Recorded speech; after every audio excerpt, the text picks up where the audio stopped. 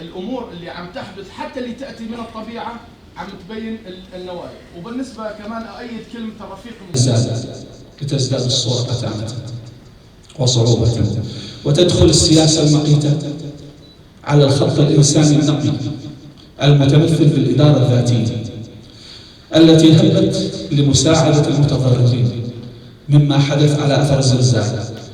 ولكن التركي امر ذيوله ان يرفضوا مساعده الاداره الذاتيه الرسميه، والذين امتثلوا بما اراد، لتكون درسا جديدا قاسيا للسوريين بعد الدرس الذي سبقه، وهو اعلان التركي رغبته قبل فتره انه سيلتقي راس النظام السوري والتفاوض معه، متجاهلا كل شعاراته السابقه ودعمه للثوره السوريه، ومتخليا عن المعارضه التي راهنت عليه وصدقته ليخذلها مع اول حسابات انتخابيه مصلحيه.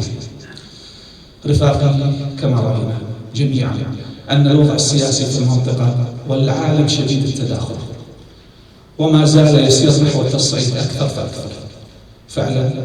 فعلا كل ما يجري اقل ما يقال عنه انه عمليه كسر اعضاء تشارك بها قوى عظمى تسعى لخلق عالم جديد على مقاس مصالحها، ولا تضع بحساباتها لا الأخلاق ولا الضحايا، ومتى كانت مصالحهم تعترف بالأخلاق أو الضحايا. طبعا رفاقنا وبذلك مجلس دير الزور قد حقق أعلى نسبة منتسبين لحزب سوريا المستقبل على مستوى شمال وشرق سوريا، وبذلك تكون نسبة مجلس دير الزور هي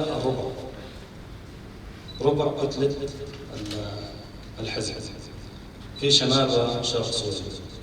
كما بلغ عدد المنتسبين لهذا الشهر 110 منتسبين، ليصبح العدد الإجمالي 5314 منتسب.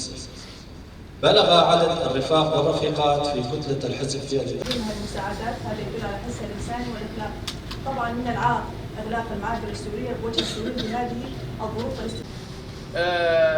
هالشيء هذا يؤخر من بناء مستقبل، يؤخر أو يعطل بشكل كامل حتى من قيام دولة ديمقراطية مستقلة تعددية لا مركزية.